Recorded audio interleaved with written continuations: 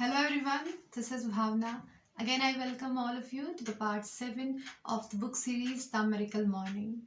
Next chapter पर आगे बढ़ते हैं और ऑथर ने नेक्स्ट चैप्टर में ये बताया है कि क्यों 95% लोग एक मीडियोकर ज़िंदगी एक मीडियोकर लाइफ या एक औसत ज़िंदगी जीने पे मजबूर होते हैं और क्यों सिर्फ वो 5% लोग ही अपने लाइफ में सफल हो पाते हैं, सक्सेस अचीव कर पाते हैं। तो ये मीडियोक्रिटी इसके कारण क्या है और इससे निकला कैसे जा सकता है और अपनी लाइफ को बेहतर तरीके से कैसे जिया जा सकता है, ये सारी चीज़ें एक्सप्लेन करी है चैप्टर 3 में। So let's start the chapter. Let's start the third chapter. So third chapter का टॉपिक है द 95% ऑफ रियलिटी चेक। अब इसमें क्या बात करते हैं ऑथर? ऑथर कहते हैं कि हर दिन जब हम उठते हैं तो हम सेम वही यूनिवर्सल चैलेंजेस फेस करते हैं एंड कोशिश करते हैं कि एक जो मीडियोक्रेसी है या जो मीडियोक्रिटी है, बीइंग एन एवरेज, हम उसे कम कर पाए और हमारी फुल पोटेंशियल पर अपनी लाइफ जी पाए। एंड कहीं ना कहीं वो जो लेवल 10 का जो मार्क हमने सेट किया हुआ है उसमें थोड़ा सा हम ऊपर चढ़ पाए। Now unfortunately most of the people never come close. Approximately लगभग 95% of our society and the people they settle for less than what they are capable of. अब ये बड़ी सरप्राइजिंग सी बात है कि वो जितने केपेबल है उससे कम में अपनी लाइफ को सेटल कर लेते हैं और ज़िंदगी भर उन्हें इस बात का रिग्रेट होता है कि वो कभी वो अचीव जो करना चाहते थे वो कभी कर ही नहीं पाए।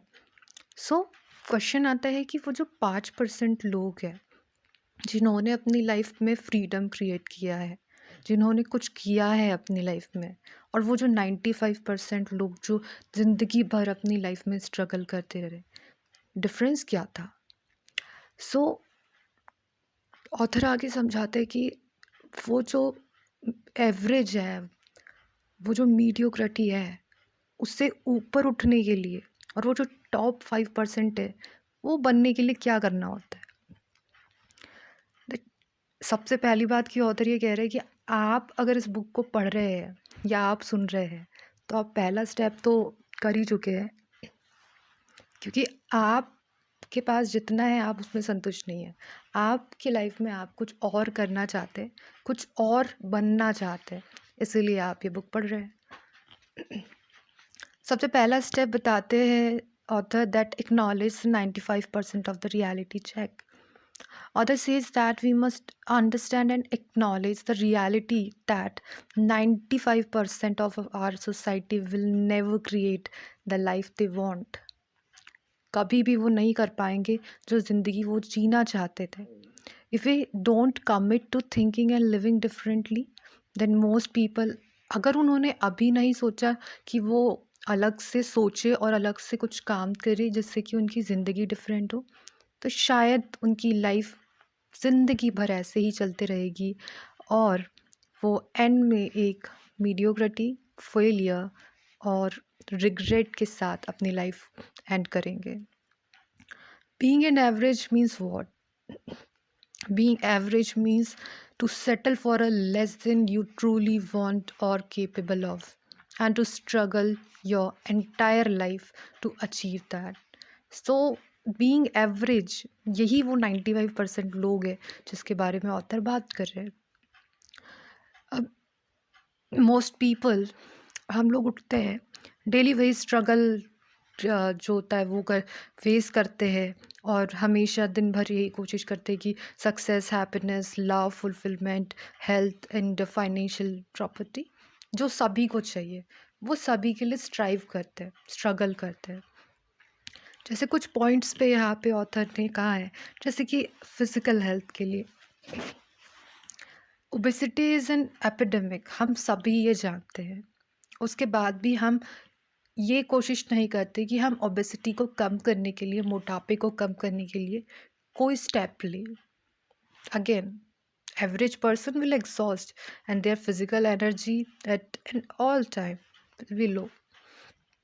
Mental and emotional, most prescribed drugs are being consumed today are an attempt to combat disorder like depression, anxiety, and countless other mental illness. अब ऐसा क्यों?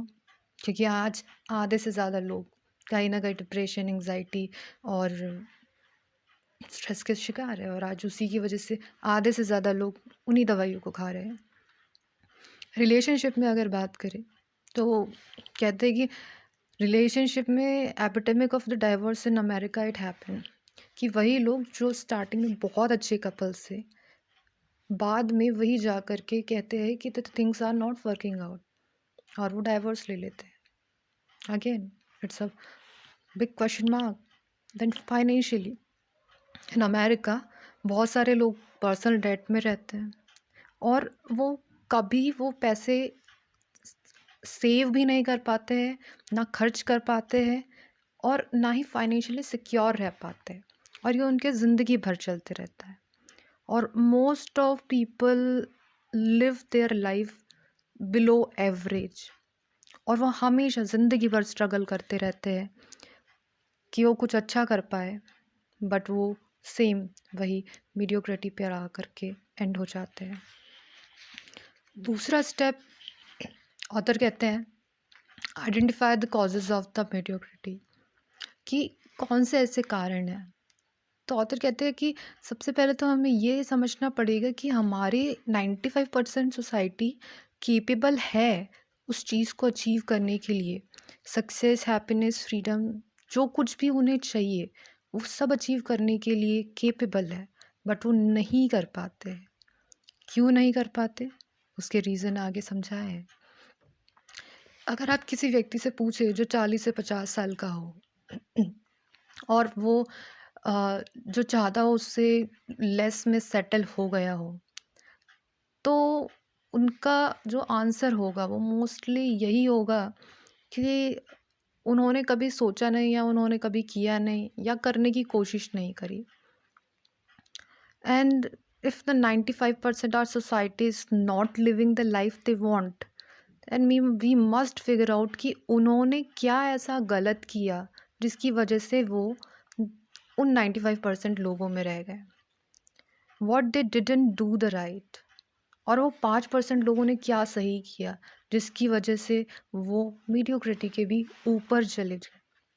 We don't our lives to be in the struggle. Everyone wants the life like freedom and everything. जैसे हम सभी रोज उठते हैं, अपना काम करते हैं, अपने अपने काम से घर आते हैं, we have the good families and relations and all thus that's जब हम अपनी लाइफ जो है इस तरीके से जी रहे हैं, so it's not happening. We are designing the every moment of our life, but most लोगों के साथ life just happens. But 5% लोग they design their life who are extraordinary, and that is why they come from above the mediocrity.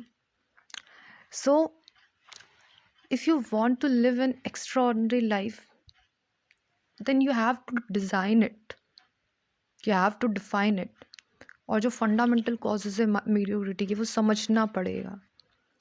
And author believes that the most relevant cause of mediocrity and unfulfillment potential, like the one that have made and will continue to make the biggest impact on everyone's life, and what they can do to defeat them. इसके आगे author ने solution भी दिए हैं, उसके बारे में next video में बात करते हैं। Thank you.